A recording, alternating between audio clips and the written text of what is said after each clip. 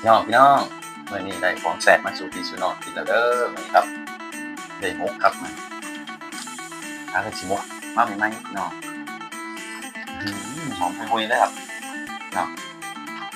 เบิ่งเอาครับเพิ่นเนาะ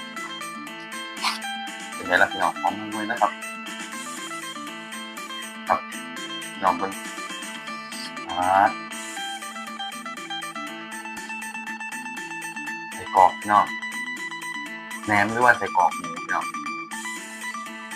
หมกใส่พริกอันนี้ก็หมกคือกัน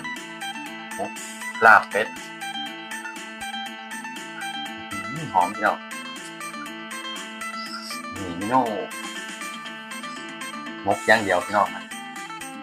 ป๊าดพี่น้องนะปึ๊บพี่น้องเบิ่งอะเมนูหมกพี่น้องเบิ่งเอาเด้อครับคือกันครับพี่น้องหมกเองนี่ล่ะพี่น้องแหนมผัดเนาะผัดแก้มพี่น้องบัดนี้ยาวๆ